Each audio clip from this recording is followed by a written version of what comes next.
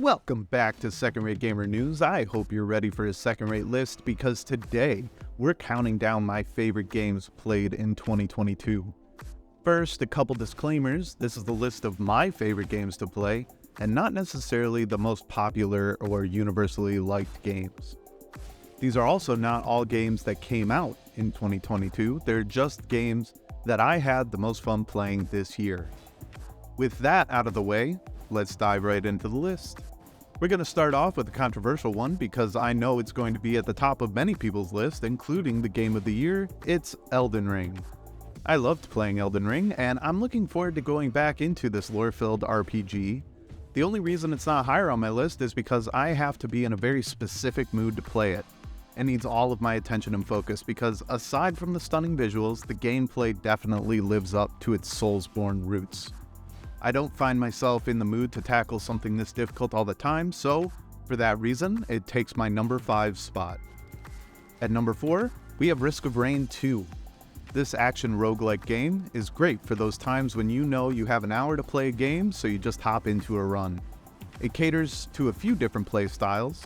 If you rush through every level, the enemies stay relatively tame, but if you're like me and you want all the power-ups you can find, your difficulty is going to scale accordingly.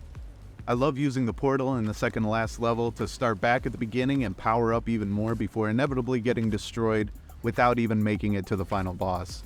Despite my 250 hours in this game, I still have yet to get a single clear, but that isn't going to stop me from hopping in for a round over and over again. Taking the third spot in my list is Civilization 6, but before I praise this turn-based strategy game too much, I have to air out a beef. I introduced this game to my friend Anarchy and told her that I've played the Civ franchise for over 20 years when Civilization 3 came out. She hopped into our first multiplayer match and absolutely wrecked me. I can't blame my friend for being that good, nor can I blame myself for being that bad, so clearly, it's the game's fault.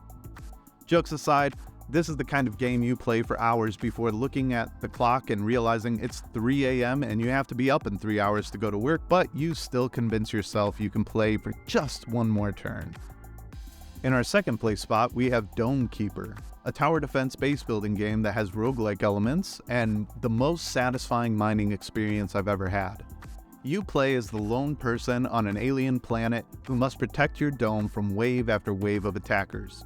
Augment your dome and abilities with materials you mine underground until eventually you find the relics necessary to signal for help and get rescued. The developers are still adding content to this game, which is fantastic because I keep wanting to jump in again and again. Finally, my first place spot may not be a surprise if you've been following my recent videos or TikToks. It's Fortnite. I was a die-hard Apex player for a long time, but after I started playing this with my daughter this year, I got hooked. Fortnite appeals to all levels of skill, so you can have fun mostly minding your own business, fishing, quest hunting, and leveling, or by trying to rack up as many kills as you can.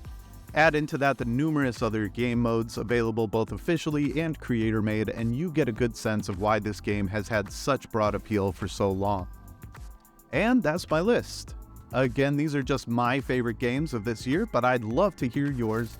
What are your favorite games of 2022? And what are you looking forward to playing the most in 2023? Leave a like and subscribe to my channel at Second Rate Gamer News, and I'll catch you next time. Bye!